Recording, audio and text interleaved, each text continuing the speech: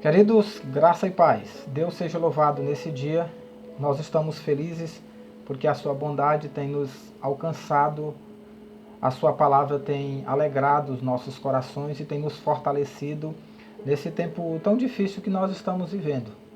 E nesse dia nós estamos felizes pelo cuidado de Deus.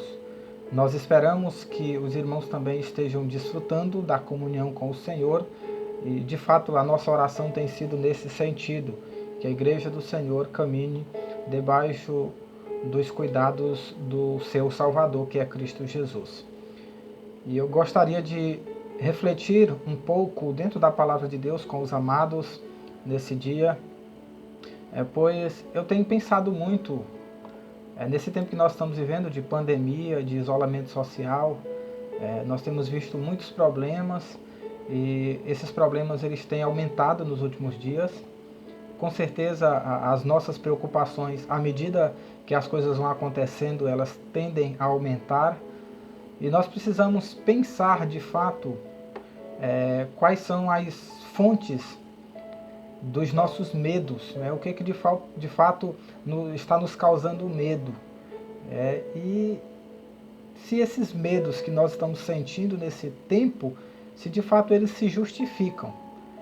E pensando nessa ideia de medo que tem apavorado as pessoas e que tem trazido pânico ao coração de muitas pessoas, inclusive até de pessoas cristãs, eu gostaria de pensar na palavra de Deus com os irmãos, baseado no texto de Lucas capítulo 12, versos 4 e 5, que diz o seguinte: esta foi a palavra do Senhor Jesus para os seus discípulos, e ele disse o seguinte: digo-vos, pois, amigos meus, não temais os que matam o corpo, e depois disso nada mais podem fazer. Eu, porém, vos mostrarei a quem deveis temer.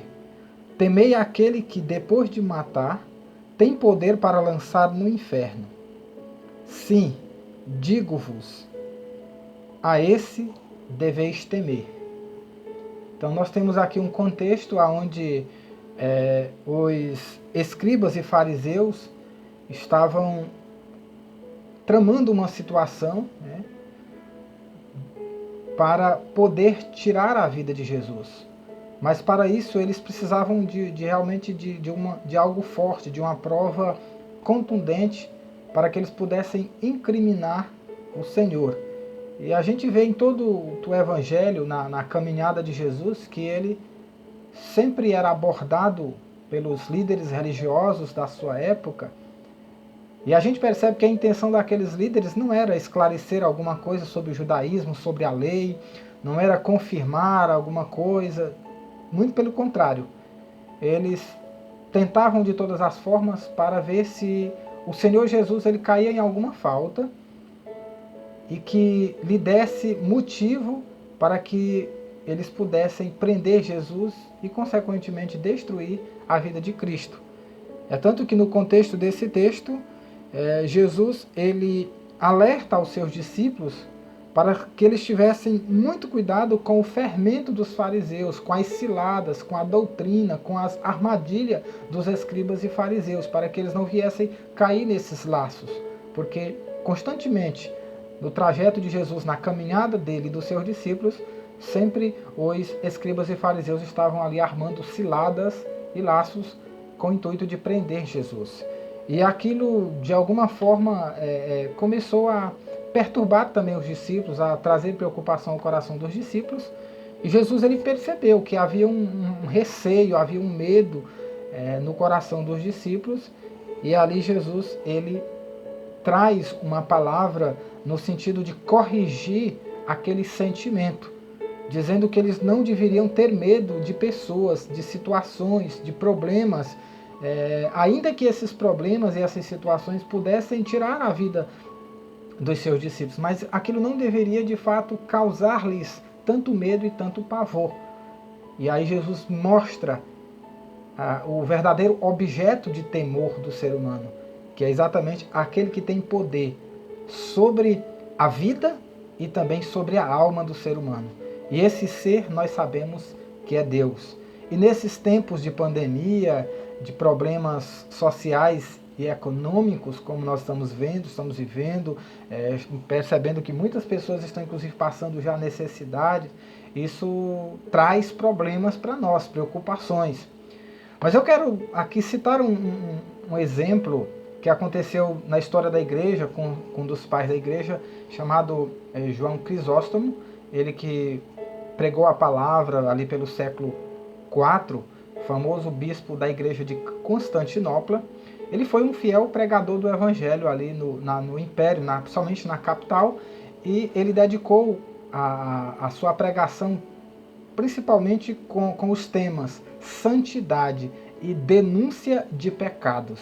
Esse foi o forte da pregação de João Crisóstomo. E por conta disso, ele terminou sendo preso, sendo detido pelo imperador, porque ele começou a acusar até a corte. Isso nos faz lembrar a situação de João Batista. E o imperador, na época, preocupado com aquelas repreensões abertas, principalmente porque elas afetavam diretamente a imperatriz, ele prendeu o João Crisóstomo e ali ele começou a planejar uma maneira de dar um fim naquele homem, uma maneira de pôr fim. E ele se aconselhou ali com o pessoal, com os seus conselheiros, com aqueles que faziam parte ali da sua administração, qual seria a melhor forma de deter o João Crisóstomo. E ele fez a seguinte pergunta: o que devo fazer com João Crisóstomo? Lançá-lo em uma masmorra? E aí um dos seus conselheiros respondeu: não faça isso, pois ele ficará muito feliz com essa situação, porque ele anseia pela quietude na qual possa se deleitar nas misericórdias do seu Deus. E se ele for lançado numa masmorra, numa situação de completa solidão, isso vai favorecer exatamente a ideia que ele tem de buscar calma, quietude para a sua alma, para que ele possa desfrutar da misericórdia de Deus. Ou seja, aquelas pessoas conheciam de fato quais eram os anseios e as perspectivas que João Crisóstomo tinha por causa da sua pregação. E aí o imperador ele pergunta: e o que nós devemos fazer? Vamos executá-lo? Aí o seu conselheiro ele disse: não, também não dá certo, pois ele vai ficar muito feliz com a morte. Sabe por quê? Porque ele sempre declara que assim que morrer, ele vai estar na presença do seu Deus. Então, nesse caso, isso não vai resolver o seu problema. E o imperador agora pergunta, finalmente, o que eu devo fazer então? E aí alguém lhe diz: só há uma coisa que o senhor pode fazer com João Crisóstomo que vai lhe causar dor. E o imperador pergunta: e o que é que eu devo fazer a fim de lhe trazer esse sentimento de dor e barrar o que ele vem fazendo? E aí o seu conselheiro lhe disse: para que João Crisóstomo sofra, faça-o pecar. Ele não teme a nenhuma outra coisa nesta vida, exceto o pecado. Meus amados, que exemplo extraordinário! Oxalá que nós tivéssemos esse comportamento de João Crisóstomo, que nos nossos dias nós tivéssemos medo apenas e exclusivamente de pecar contra Deus. Infelizmente esse sentimento ele não existe hoje, na maioria absoluta dos cristãos. Sabe por quê? Porque a igreja pós-moderna ela tem sido ensinada que Deus é apenas amor. Mas pouco sabemos o quanto Deus é justo e sobre a santidade de Deus. E quando acontece uma situação de pecado, não há temor, porque a maioria dos cristãos, ao invés de temer, ao invés de confessar os seus pecados, reconhecer a gravidade do pecado, eles têm uma série de desculpas para a conveniência do pecado. Nós temos algumas conhecidas, como por exemplo, Deus sabe que eu sou pecador. Deus sabe de todas as coisas. Ele me aceita como eu sou, Deus me ama como eu sou. A carne é fraca. A Bíblia diz que é no pecado que a graça de Deus se mostra. Olha só, pessoas que estão numa situação cruel, terrível, no pecado, ainda cita o texto bíblico para justificar seu pecado. Romanos fala que é no pecado que a graça de Deus se revela. Aí outros vão lá para João, eu tenho um advogado fiel que me defende. Então nós usamos textos bíblicos, muitas vezes, arrancamos ele do seu contexto e usamos como uma forma de escudo e de proteção, de invólucro para acalentar o nosso pecado. Nós sabemos que essas afirmações elas são verdadeiras, mas nenhuma delas deve ser usada como pretexto de dar legalidade ao pecado. Pelo contrário, nós devemos temer pecar contra o nosso Senhor e buscar, por meio de lutas, desafios, ainda que seja no sofrimento, buscar o desenvolvimento da nossa salvação. Quando Jesus disse para os seus discípulos, não temam quem mata o corpo e não pode fazer mais nada, Jesus estava levando os seus discípulos a um novo nível de vida espiritual. Jesus estava dando ali para os seus discípulos uma oportunidade de crescer no relacionamento com Deus, mostrando quem é de fato o Deus Todo-Poderoso. Ele tem poder sobre a vida, ele tem poder sobre a morte, ele tem poder sobre o inferno, ele tem poder sobre o diabo, ele tem poder sobre todas as circunstâncias que nos rodeiam, todas as circunstâncias que podem afetar as nossas vidas. Deus tem o controle de tudo. Então, as circunstâncias não devem ser o nosso objeto de medo, de pavor, a pandemia, coronavírus, Covid-19, qualquer um outro problema, a crise econômica, social, o caos que já se instalou. É só uma questão de tempo para que ele de fato venha se manifestar. Porque eu quero dizer para os amados que se nós continuarmos por mais 60 dias nessa condição, você vai ver um desespero na população. Porque o dinheiro acaba. O dinheiro que tem lá no Tesouro Nacional, ele vai acabar. Se não produzir riqueza, aquele dinheiro lá acaba. Ele não é lá não é uma fonte infinita, é uma fonte finita. Aquela fonte lá, ela pode se esgotar. Então daqui a pouco, se continuar esse problema, se Deus não tiver misericórdia, as autoridades não encontrarem o caminho para que a gente saia dessa crise, dessa situação, aí os irmãos vão ver uma situação caótica que já se instalou. É uma questão de tempo para, de fato, ela ter uma reverberação extraordinária. Então nós devemos preparar o nosso coração com a palavra de Deus. Nós devemos nos reorganizarmos diante do Senhor. Nós devemos recompor o nosso coração, a nossa vida. Nós devemos ajustar o nosso foco. Nós estamos muito focados nas coisas desta vida. Nós vamos morrer. Os irmãos já sabem disso, né? Se a gente não morrer do coronavírus, não morrer de fome, não morrer dessa crise social avassaladora que está aí por vir, nós vamos morrer de alguma forma. Então isso aí não é nenhum problema para nós.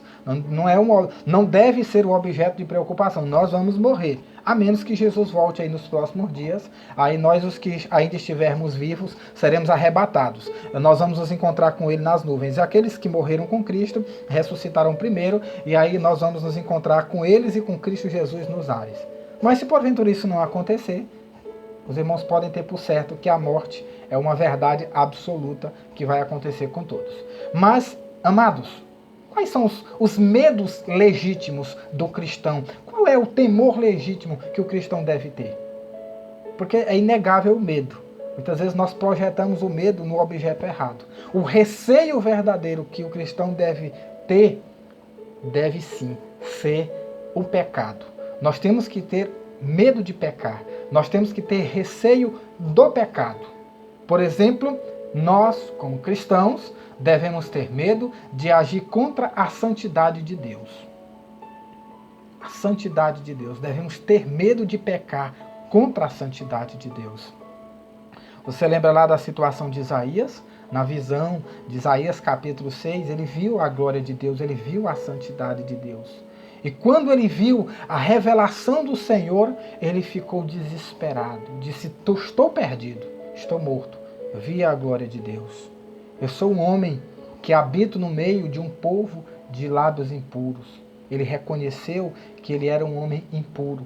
Ele reconheceu que a santidade de Deus é algo completamente sobrenatural. Não há nada que se possa comparar. Não temos como medir a santidade de Deus. Então, diante ali da revelação da santidade de Deus, o profeta Isaías, ele se sentiu numa condição terrível. E ali a gente viu que o Senhor agiu na vida dele, confessou o pecado e ele foi purificado.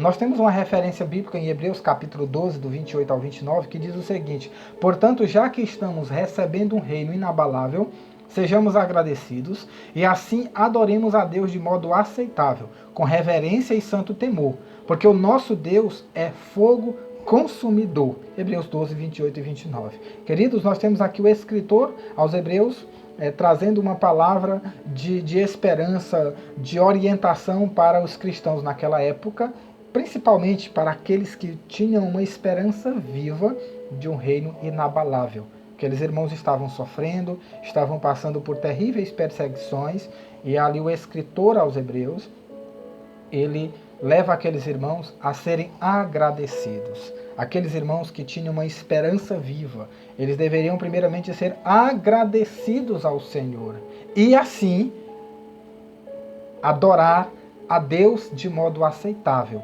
com reverência e santo temor, porque o nosso Deus é um fogo consumidor. É isso que nós devemos fazer. Primeiro, ter essa esperança da glória de Deus, da eternidade com o Senhor, de um reino inabalável, e assim agradecer ao Senhor pela eterna salvação e pela esperança que Ele plantou em nossos corações. E servir ao Senhor de modo aceitável. Há um padrão para se servir a Deus, há um padrão para se adorar a Deus. Não é do jeito que nós estamos vendo por aí. Um parêntese aqui nessa palavra. Até pouco tempo nós tínhamos aí shows gospels.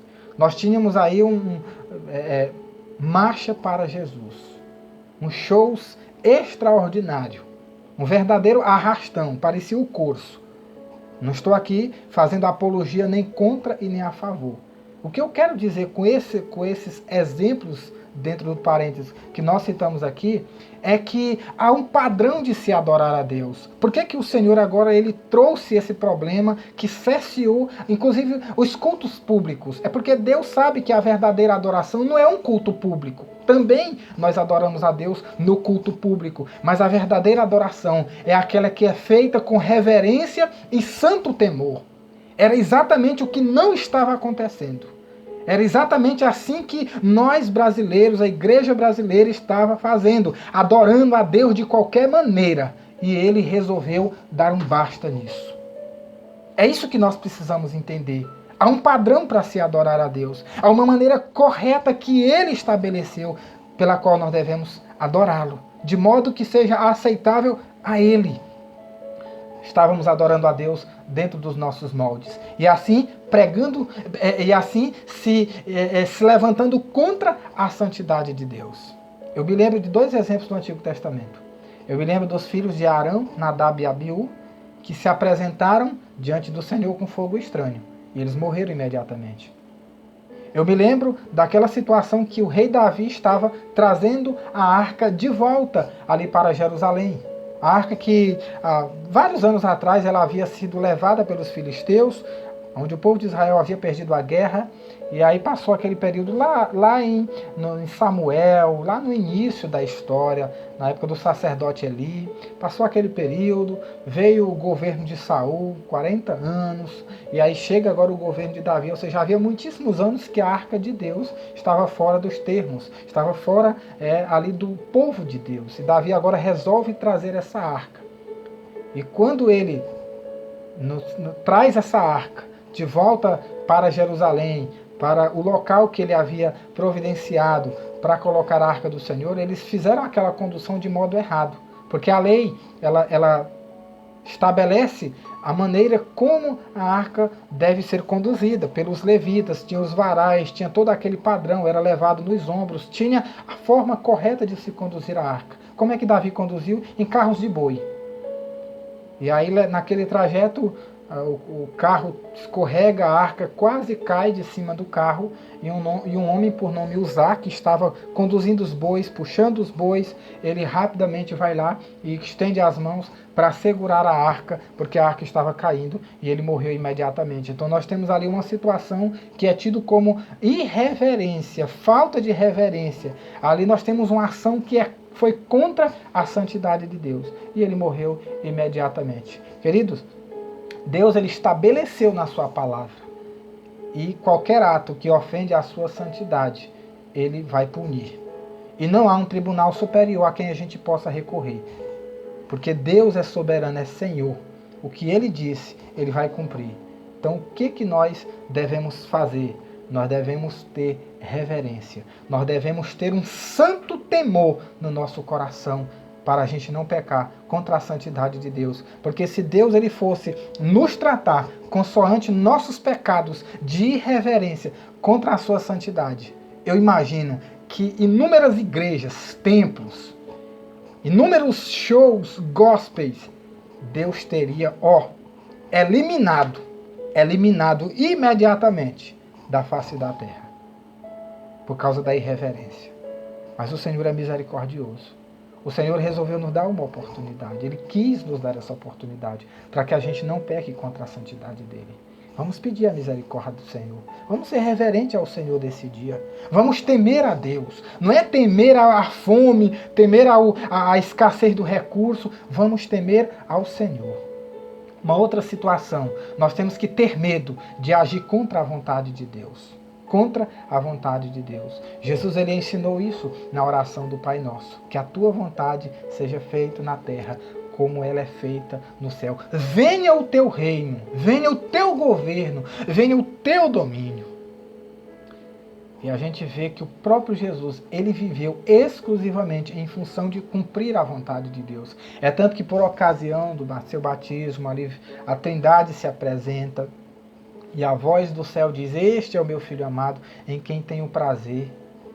Em outros momentos, o Senhor falou, ouviu-se uma voz do céu, diz: esse é meu Filho amado, a ele ouvi. Então nós temos ali situações que puderam de fato comprovar o quanto Jesus viveu para a glória de Deus. Quanto Jesus viveu para fazer a vontade do Pai. Ele deixou bem claro: a minha comida é fazer a vontade de meu Pai, é fazer a vontade de Deus.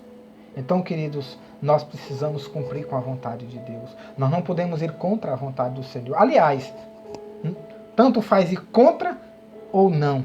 A vontade de Deus sempre se cumpre. Mas Deus não quer que a gente se prejudique. Deus não quer que a gente sofra. E quando nós vamos contra a vontade de Deus, nós sofremos. Nós temos um texto interessante da palavra, Efésios capítulo 6, versos 5 e 6, o apóstolo escrevendo ali para a igreja em Éfeso, ele dá uma orientação da seguinte forma: quanto a vós outros servos, obedeçam a vosso Senhor segundo a carne com temor e tremor, na sinceridade do vosso coração como a Cristo, não servindo à vista como para agradar o homem, mas como servo de Cristo, fazendo de coração a vontade de Deus.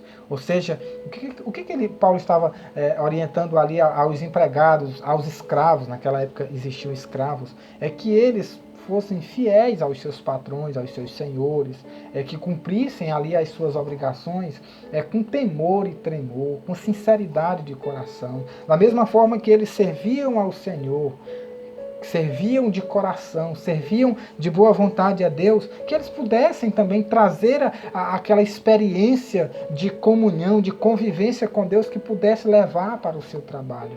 Hoje nós temos péssimos crentes no serviço, nós temos péssimos crentes dentro de empresas, nós temos serviços mal feitos, nós temos crentes que fazem as coisas de má vontade, até dentro da igreja. Você não encontra pessoas, é uma luta muitas vezes, existe uma série de desculpas: eu não posso, eu estou ocupado, eu não sei fazer, eu não tenho capacidade, eu não sei dirigir, eu não sei pregar, eu não sei orar. Querido, isso é desculpa de quem não tem temor a Deus, não quer fazer a vontade de Deus. Porque nós temos o Espírito Santo. Nós temos o Espírito Santo, isso é ingratidão. Nós temos que fazer a vontade de Deus demonstrando gratidão pela redenção imerecida.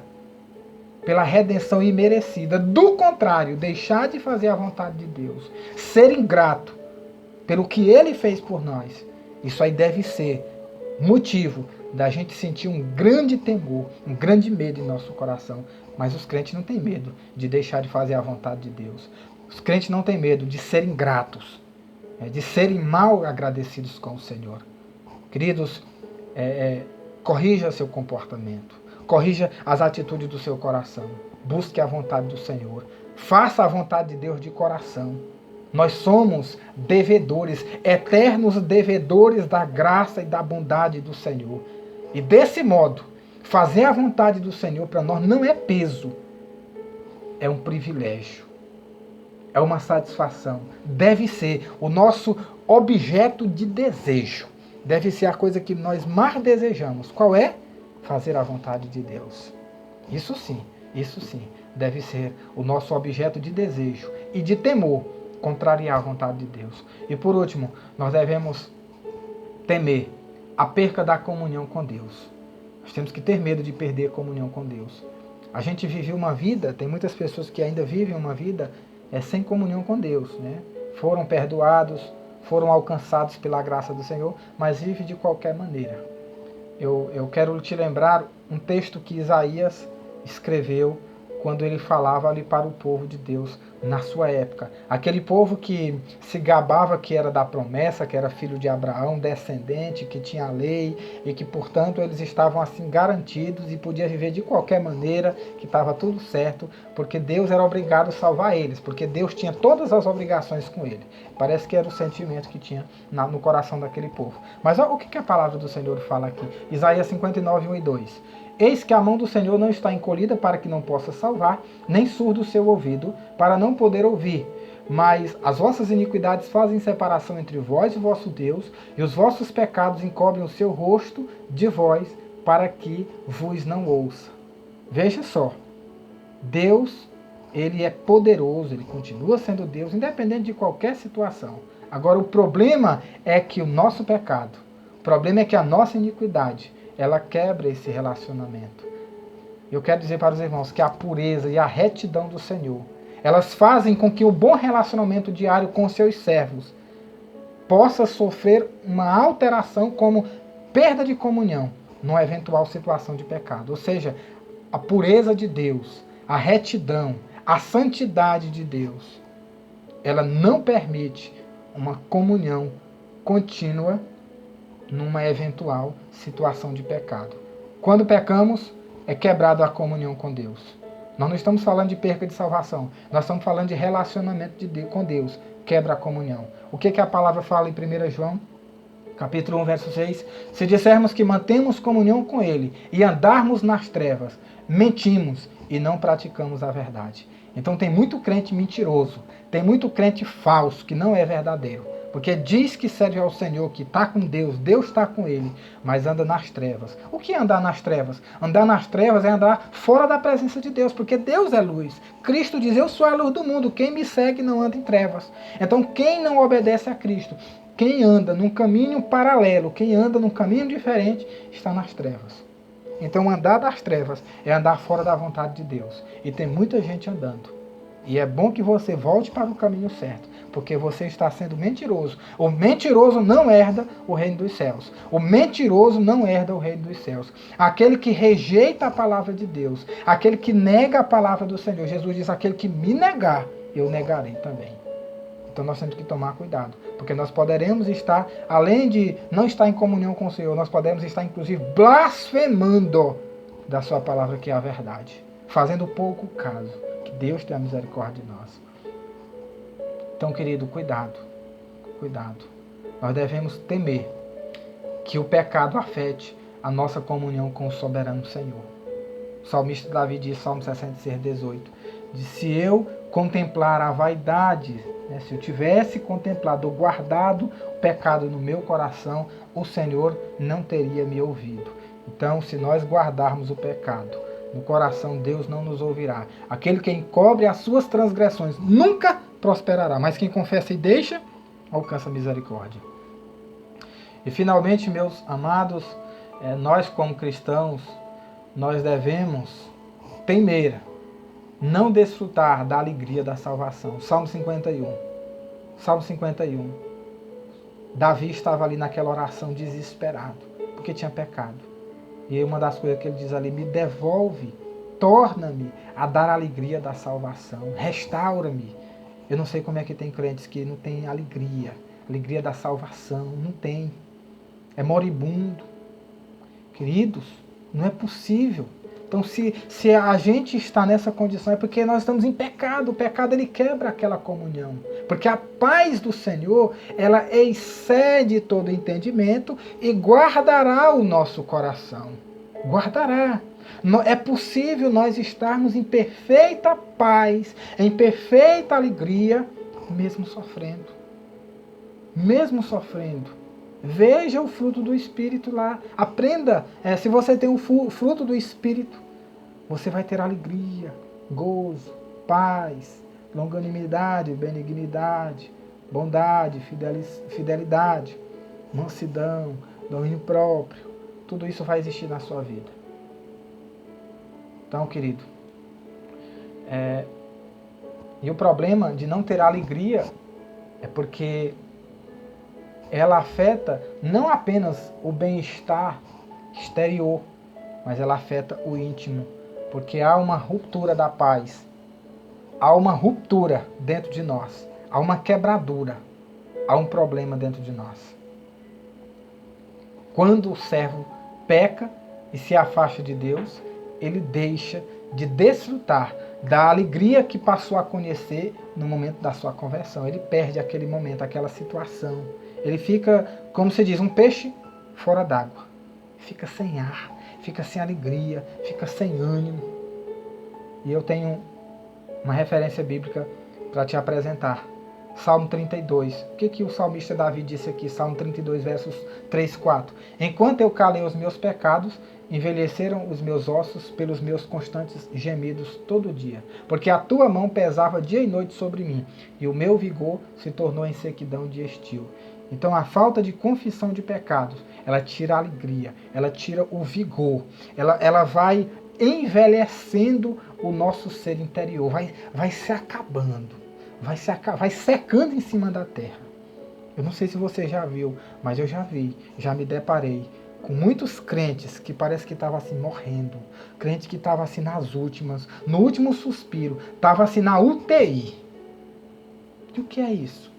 Pastor Yuri, e o que leva a um crente a entrar num colapso espiritual, de não ter alegria, de não ter esperança? Pecado.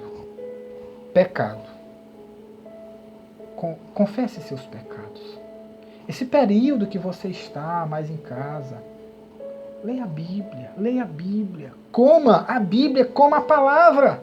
Coma a palavra.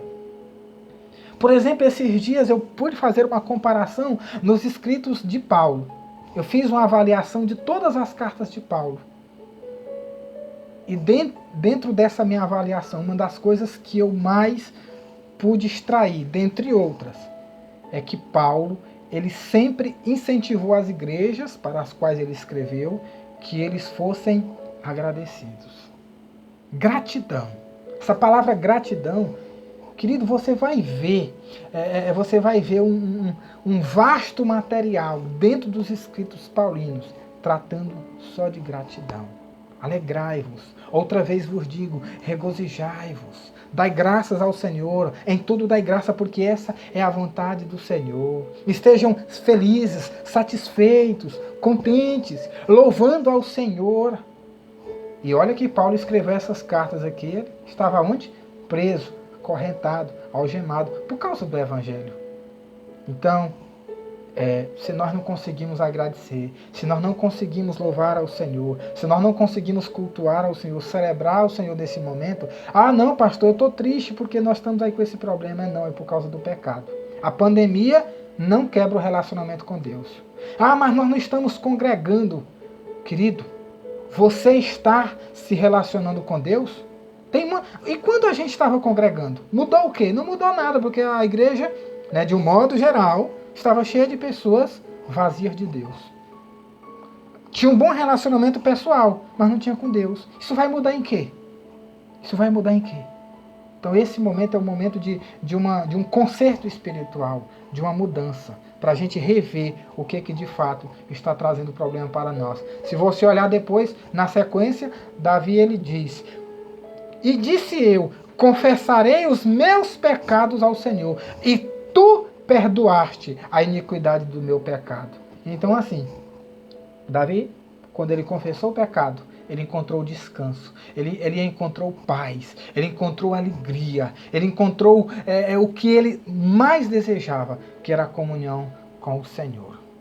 Eu gostaria de citar uma frase, nessa hora, de um outro pai da igreja, chamado Agostinho de Hipona, e ele disse a seguinte frase: fizeste-nos para ti, e inquieto está o nosso coração, enquanto não repousa em ti. Então, querido, enquanto o nosso coração não repousar no Senhor, nós vamos viver todo o tempo inquieto, nós vamos viver todo o tempo agoniado. Mas quando nós nos refugiamos do Senhor, quando nós vivemos, de fato, Salmo 91, aquele que habita no esconderijo do Altíssimo, ele diz o Senhor: tu és o meu Deus, o meu refúgio, o meu baluarte. Ele não vai temer. Aí o Salmo 91, ele cita várias situações ali que podem acontecer, que podem vir, mas ele não vai temer. E eu quero te dizer, ainda que a praga chegue na tua tenda. Lá diz, praga nenhuma chegará à tua tenda, mas ainda que chegue, porque vai chegar, está chegando. Muitos crentes, muitos pastores nesse momento foram até, inclusive, afetados por essa situação. Mas qual é o testemunho dos pastores? É que eles estão quietos, sossegados, repousando no Senhor. E a nossa oração nesse dia é para que o nosso coração encontre repouso no Senhor e que desfrute da comunhão com Ele. E que essa comunhão com o Senhor, essa paz perene, que não seja apenas um sentimento advindo da nossa justificação pela fé em Cristo, mas que seja algo diário, que seja mantido diariamente o nosso repouso e o nosso descanso aos pés do Senhor, que diariamente a gente venha se repousar, que ao acordar você diga: Senhor, eu me entrego aqui a Ti, eu repouso em Ti, eu quero viver esse dia, enfrentar os desafios, mas com o coração sossegado em Ti. Que o coração voltado para Ti, para que eu venha Te adorar conforme Tu és, para que eu venha Te adorar de maneira agradável, para que eu venha Te louvar, para que eu venha honrar a Tua santidade, para que eu venha fazer a Tua vontade, para que eu tenha uma comunhão perene contigo. E que o risco de não desfrutarmos diariamente desta comunhão, deste relacionamento com o Senhor, que de fato seja o nosso maior medo. Não é medo da pandemia, é medo de não estar agradando ao Senhor, é medo de estar em pecado, de estar longe do Senhor por causa do nosso pecado. Que Deus abençoe tua vida nesse dia, que essa palavra ela seja aplicada ao teu coração. A nossa oração é esta. Um abraço, que Deus continue nos abençoando e até breve.